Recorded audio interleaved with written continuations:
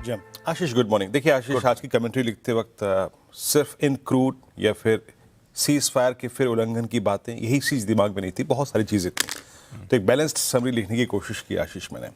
एक तो ये कि हमारा टेक्सचर पहले से ही ठीक था, बाय ऑन डिप्स ने 2 दिन काम किया, कल आपको एक गैप अप मिला, गैप अप के बाद आपने एक स्ट्रॉन्ग क्लोज दिया। आपने बिल्कुल सही कहा, इस गैप अप से और इस क्लोज से कोई गिला शिकवा नहीं, बहुत स्ट्रॉन्ग अव्वल दर्जे का।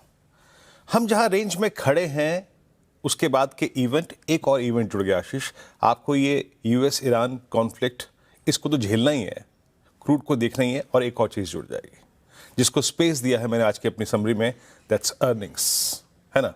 उससे बातचीत करते हैं। पहले कल के क्लोज को डिफाइन करते हैं।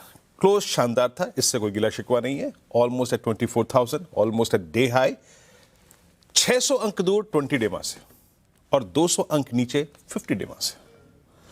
एफआईएस का पार्टिसिपेशन बस इतना था कि उन्होंने अपनी थोड़ी बहुत शॉर्ट काट ली, बाकी कुछ नहीं। स्टैट्स से शुरुआत करते हैं। एफआईएस ने कल कैश में एक बार फिर से शेलिंग करी आशीष। उनका कैश में कोई कमिटमेंट नहीं था, यानी कुछ स्पेस लाइक प्राइवेट बैंक्स, उनको लेकर हम आज फिर स्केप्टिकल होंगे थोड़ा सा। 2812 करोड़ रुपए की सेलिंग, डीआईएस का करीब 4168 करोड़ रुपए का बाय, एफआईएस ने करीब 5100 यानी करीब प्रिसाइसली 5072 करोड़ रुपए की बाइंग करी, 25,000 कॉन्ट्रैक्ट शॉर्ट काट लिए और लगभग 6600 कॉन्ट्रैक्ट लॉन्ग, यानी 33,000 कॉन्ट्रैक्ट का इंपैक्ट आया। यानी उनके जो नेट शॉर्ट कॉन्ट्रैक्ट्स हैं वो रिड्यूस होकर अब करीब 2,27,000, यानी 33,000 कॉन्ट्रैक्ट्स का नेट इंपैक्ट है। आप इतने बड़े इवेंट के बाद अगर शॉर्ट कवरिंग के पैमाने को देखें उनके, तो इट लुक्स बिट डिसअपॉइंटिंग, है ना। थोड़ा सा और मैं चाह रहा था कि उनकी तरफ से शॉर्ट कवर हो, भले कैश बाइंग आए ना आए।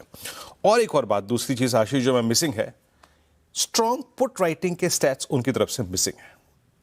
इस क्लस्टर में आके बैठने का जो एक कन्विक्शन चाहिए था ना, वो एज ऑफ नाउ नहीं मिल रहा आशीष, पुट राइटिंग के स्टैट्स से। तो ये एफआईएस के स्टैट्स थे। अब आते हैं इस रेंज की प्लेसमेंट, क्या करना चाहिए। देखिए कल अगर आप जिस रेंज में क्लोज हो रहे थे, मैंने जैसे कि कहा कि 24,000 पे आप क्लोज हुए, यहां पे कॉल राइटर्स हैं, बट मैक्सिमम कॉल राइटर्स जो प्लेस्ड है वो है 24,200 और 500 पे। 500 पे 65 लाख का आउटस्टैंडिंग हुआ है। 24,000 पे पुट करीब 38 लाख, लेकिन बड़ी पुट राइटिंग हुई है 900 और 800 की स्ट्राइक पर भी।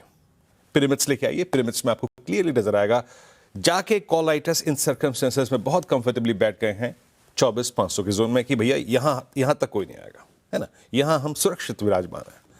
23,200 पे कॉल 24,200 पे कॉल कंसंट्रेशन और 24,000 पे इक्वल। अभी भी 24,000 पे इक्वल है, कोई पुट राइटिंग ज्यादा नहीं है, बाकी पुट राइटिंग 23,800 पे। लेवल्स लेके आइए। देखिए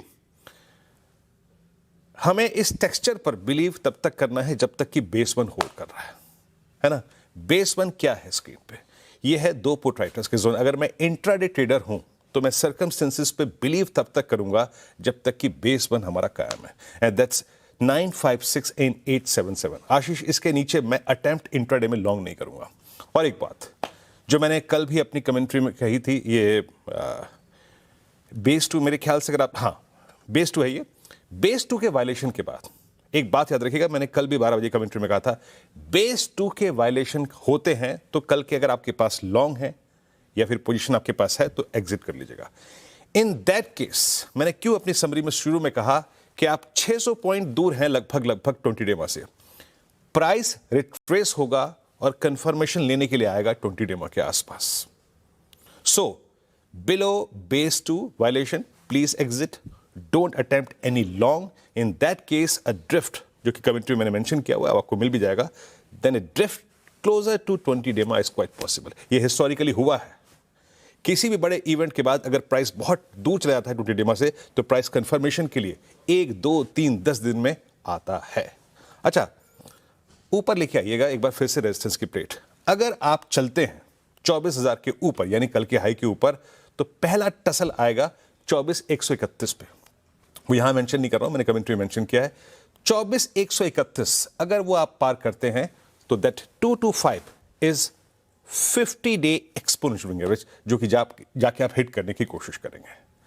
और अगर ये पार होता है तो फर्दर ऊपर के लेवल्स मेंशन है, बट एज ऑफ नाउ ये मैंने पिक्चर ड्रॉ कर दी बिटवीन बेस 1 एंड RS1। बेस 2 का वायलेशन किसी भी सर्कमस्टेंसेस में पेन देगा, और in that case a drift towards 20 DEMA is possible.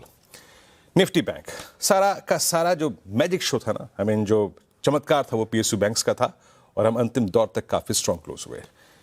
Close कहां आया? 55,703 पे, almost at day high. Picture यहां भी वही सेम है आशीष, कोई अगर आप देखें बड़ी बात नहीं है। जैसे कि मैंने शुरू में कहा कि एफआईएस की कैश की बैंक ना होना थोड़ा सा प्राइवेट बैंक्स के अपस्विंग को लेकर मुझे स्केप्टिकल कर देती है। पुट राइटर्स कहां बैठे हैं? पुट राइटर्स अगर कहीं बैठे हैं तो वो 55,000 की स्ट्राइक पे है, जो हमने निफ्टी के केस में देखा 23,800, और बड़े कॉल राइटर्स हैं 56,000 की स्ट्राइक पे। लेके आइए base, since gift Nifty back foot पे तो मुझे बेस डिफाइन करना काफी जरूरी है। इतने बड़े मूव के बाद एक नॉर्मल लिक्विडेशन, वो क्या होगा? वो normal liquidation, a reasonable retracement that's called 55209 and 341। तब तक आप कंस्ट्रक्टिव रह सकते हैं, आप बाय ऑन डिप्स की बात कर सकते हैं, एक रीजनेबल रिट्रेसमेंट है। But in any case violation of 55030 and 789, याद रखिएगा ये एक बड़े डाउन साइड को खोल देगा। और जैसे कि मैंने पिक्चर ड्रॉ करी निफ्टी के केस में, अ drift towards 20 day is possible, यहां पर भी वो पॉसिबल है। Even that is almost 1000 point towards 54,000। आपका 20 डे वहीं पे लैंड है। तो ऐसे अप्रोच करिए निफ्टी और निफ्टी बैंक को। आशीष।